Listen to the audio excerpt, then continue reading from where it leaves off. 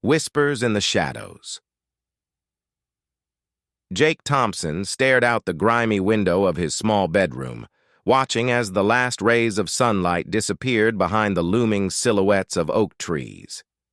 At 12 years old, he already felt the weight of the world on his shoulders. The shouting downstairs had started again, a cacophony of slurred words and shattering glass that he'd grown all too familiar with. His parents' drinking had gotten worse since Grandpa Frank passed away 3 weeks ago. Jake's eyes drifted to the framed photograph on his nightstand, a picture of him and Grandpa Frank fishing at the lake last summer. It felt like a lifetime ago. A loud crash from downstairs made Jake flinch. He grabbed his tattered teddy bear and buried his face in its soft fur, wishing he could disappear.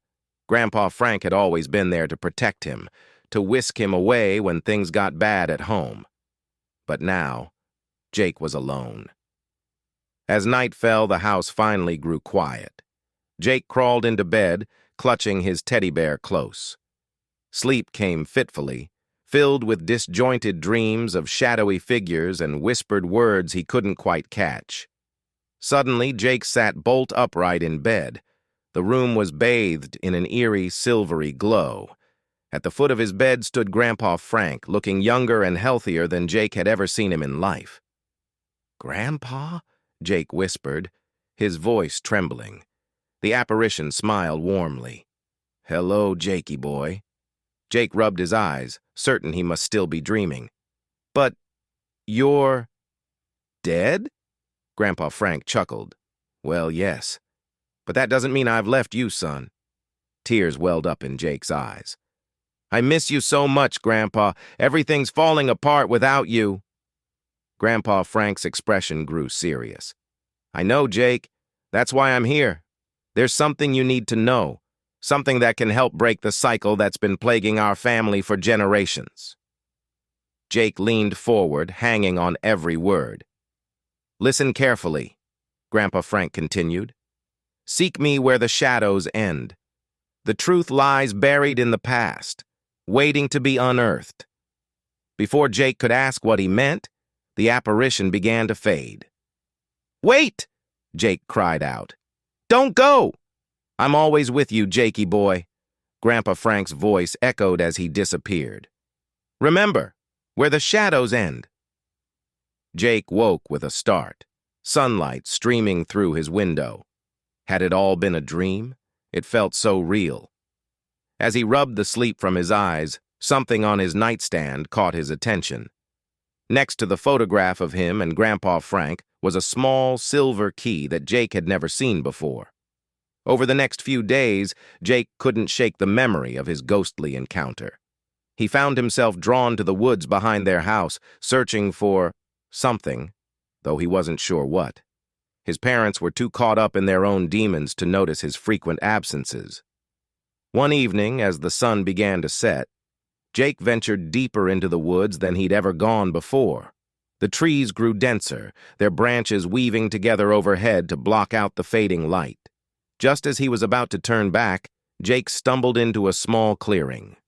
In the center stood an ancient oak tree, its trunk gnarled and twisted with age. As the last rays of sunlight pierced through the canopy, Jake gasped. For a brief moment, the tree cast no shadow. "Where the shadows end," he whispered. Heart pounding, Jake approached the tree. He noticed a small, rusted lockbox half buried among the roots. With trembling hands, he pulled it free and brushed away the dirt. There, on the front of the box, was a keyhole that looked like a perfect match for the silver key he'd found in his room. The lock clicked open, and inside, Jake found a leather-bound journal. On the first page, in faded ink, was written, "The Journal of Franklin Thompson, 1965. Jake spent the next few days poring over his great-grandfather's journal whenever he could steal away to his room. The pages told a story of generational struggle, of a family curse that seemed to condemn each generation to a life of addiction and despair. But Franklin Thompson had been determined to break the cycle. He delved into the family's history, tracing their roots back to the early settlers of their small Indiana town. What he discovered was both shocking and illuminating. The Thompson family's troubles could be traced back to a dark bargain made by Jake's great-great-great-grandfather, Jeremiah Thompson. In a desperate bid to save his failing farm during a severe drought, Jeremiah had turned to the occult. He'd made a pact with a malevolent spirit, trading his family's future happiness for immediate prosperity. The bargain had worked, but at a terrible cost. Each subsequent generation of Thompsons found themselves drawn to self-destructive behaviors, particularly alcoholism. It was as if a shadow hung over the family, driving them towards ruin. Franklin's journal detailed his quest to break the curse. He'd spent years researching, consulting with experts in folklore and the occult. In the end, he believed he'd found a way to sever the connection to the malevolent spirit and free the Thompson family from its influence. The ritual required 3 things: a blood descendant of Jeremiah Thompson, the silver key, a family heirloom that had been passed down through the generations, and the performance of a specific ceremony at the site where the original pact had been made, the ancient oak tree in the woods. Franklin had intended to perform the ritual himself, but fate had intervened. A heart attack had taken him before he could complete his life's work. But now, through some supernatural means, he'd managed to pass on the knowledge and the key to Jake. As Jake finished reading the journal, he felt a mix of emotions washing over him. Fear, certainly. The idea of malevolent spirits and family curses was terrifying, but also hope and a sense of purpose he'd never felt before. He knew what he had to do. That night, under the light of a full moon, Jake snuck out of the house and made his way to the ancient oak tree. In one hand, he clutched the silver key. In the other, a piece of paper on which he'd carefully copied the incantation from Franklin's journal. As he approached the clearing, Jake's resolve nearly faltered. The woods seemed alive with whispers and shifting shadows. But then he felt a familiar presence, warm, comforting, and encouraging. Though he couldn't see him, Jake knew Grandpa Frank was there, watching over him. With renewed courage, Jake began the ritual.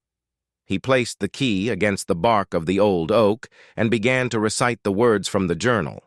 As he spoke, the air around him grew thick and heavy. The whispers in the woods grew louder, angry and threatening. Jake's voice shook, but he pressed on.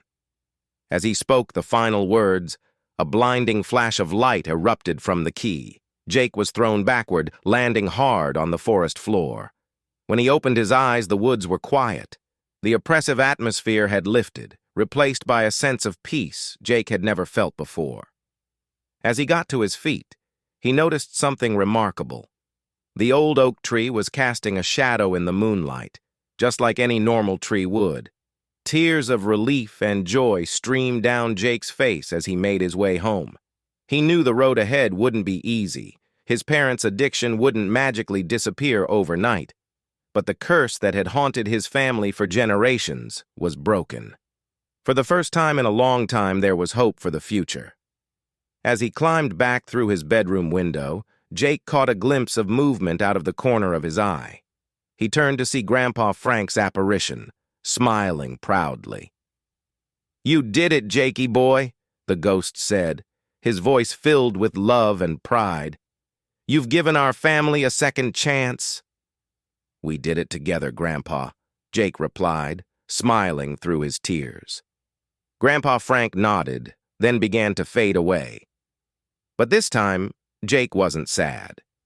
He knew that his grandfather's love would always be with him, a guiding light in the darkness. As dawn broke over the small Indiana town, Jake Thompson drifted off to sleep, no longer afraid of the shadows that had once threatened to consume his family. He had faced the darkness and emerged victorious, armed with the strength of his ancestors and the power of love and determination. The Thompson family's journey towards healing was just beginning, but thanks to Jake's bravery, they would face it together, free from the chains of the past.